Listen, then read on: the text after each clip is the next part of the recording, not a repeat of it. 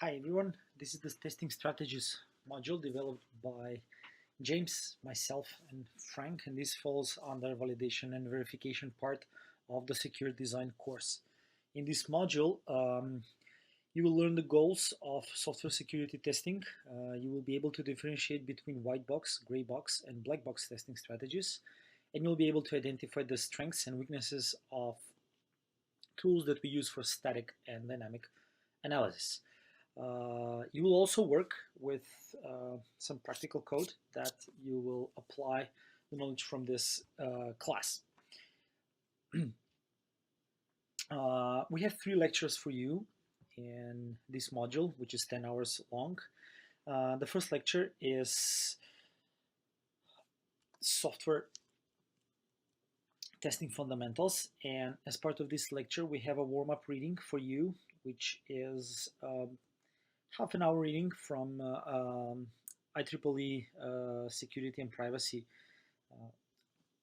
journal. It's about secure software testing, some of the basic concepts and fundamentals, why we do secure testing, what is important in secure testing as part of the security coding, and what are the outcomes of the security testing. The reading together with the parts of the lecture that are included into this PowerPoint, where we cover challenges that are faced by security testing, what actually we think and what kind of hat we take when we do security testing, how we frame ourselves into an attacker's mind, and what actually terms we use so we are able to share the testing approach with other people who might want to join us in different testing strategies. On top of that together with a reading and together with the tasks and vulnerabilities in terms of that will help you complete a lab. The lab will be focused on fighting some vulnerabilities with white box testing of a basic code, which looks like this. And then after you run it, after you review it, after you analyze it, you have to provide an assessment what actually is might be wrong into this code.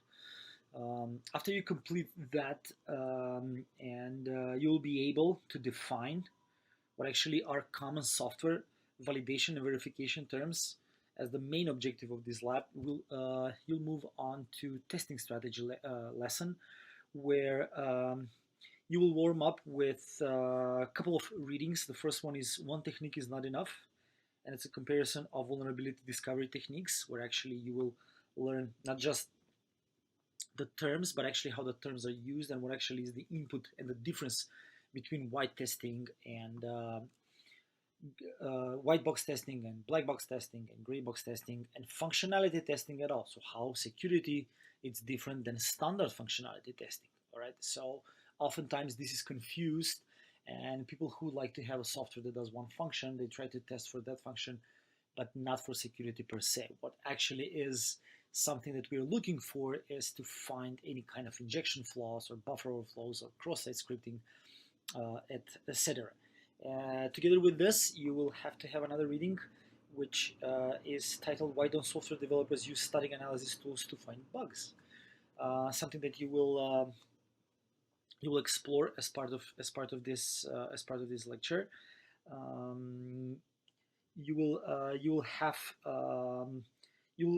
You will also be able to use the lab that was introduced in the first lesson to continue exploring and analyzing the differences between gray, white, and black box testing. And once we're done with that, I will go with overview what actually we mean in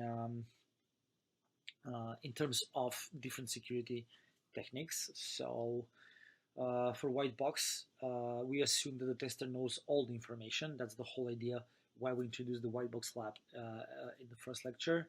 Then we have a black box testing, where you examine a system or examine a code or examine a software without having any knowledge of what is the functionality inside or what are the certain algorithms that have been implemented. So you're trying to see how you can actually attack in a system, and then you have a gray box, which is pretty much applying a white box and black box techniques together. So uh, one thing that you will understand here in this lesson, we are focused on security testing. The next lesson will be focused on penetration testing.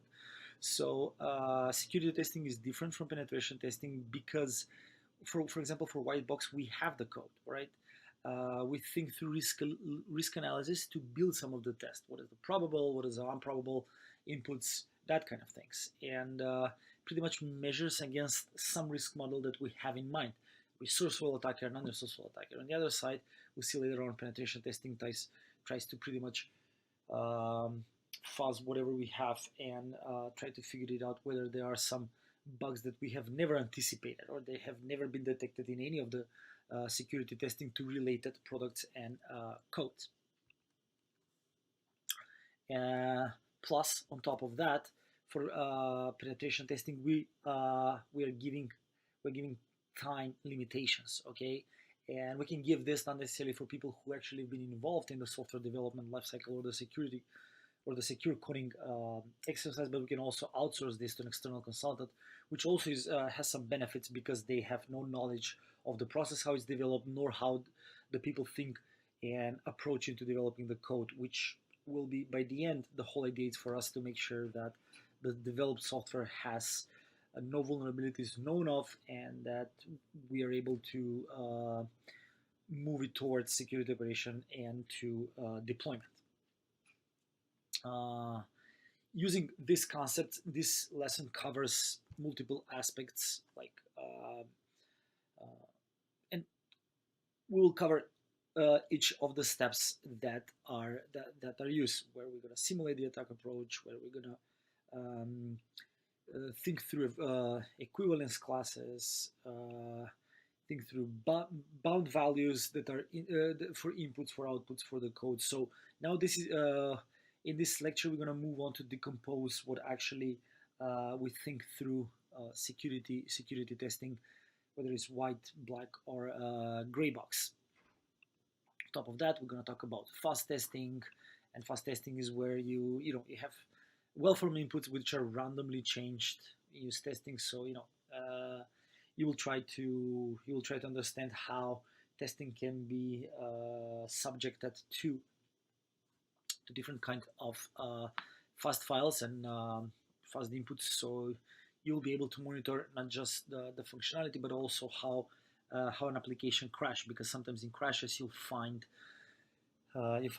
valuable information for a potential future vulnerabilities. With that, we're going to talk about tools. We're going to talk about spiders and proxies and vulnerability scanners, which are focused mainly for web applications. And we're going to explain what is a spider, what is a proxy, what kind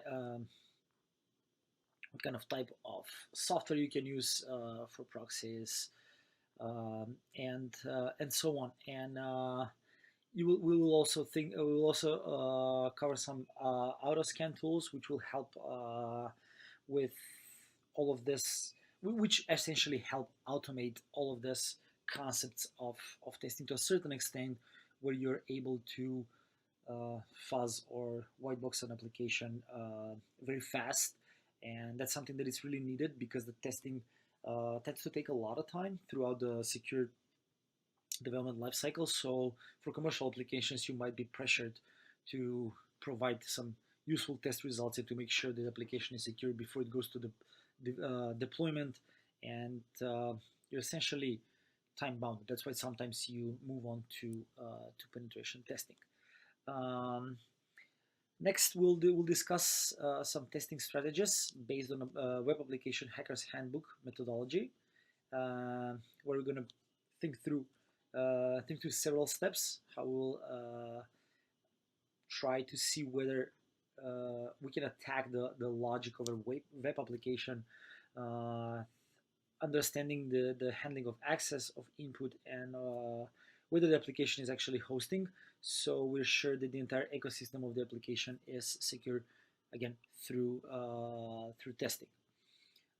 With completing that part,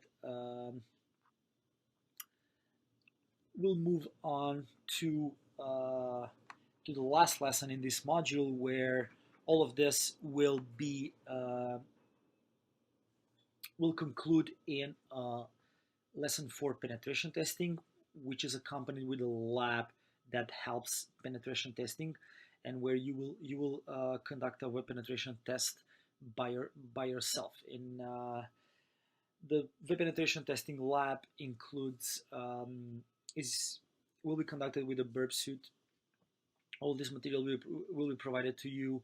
You will have to write report or what kind of vulnerabilities you have found, what is the severity of these vulnerabilities, what what do you propose based on your knowledge so far that can be done for these vulnerabilities to be mitigated, or whether there are any new vulnerabilities that you were able to find that haven't been identified with through the testing. So the whole idea is that you will actually pick up the skills to do web penetration testing, which is something that you can apply not necessarily to web, but you can also apply to penetration testing to any kind of system. The idea is that through penetration testing, you can simulate both. You can simulate a black box testing in a way that you will try to attack the application. Plus, on top of, you can do a little bit of fuzzing, where you want to make sure that within the bounds of time, you will be able to find most, if not all, the vulnerabilities that are within code that will be given as part web application that will be given as part of your lab. So that will be it. This is, as I said, 10 hours module, and this is a really important module where testing comes after development, and testing is something that is different than the functional testing of a product. And this is exactly where in secure coding part you started thinking through actually as an attacker, where you say to yourself, okay, I have the application, I have this web, I have this software. I really want to see whomever wants to hurt it from an attacker's perspective, what they will try to do. And that will give you a lot of perspectives on what actually has to be changed, moved, and what are the things that have to be brought back to the development phase where these vulnerabilities have to be patched. Thank you and enjoy the module.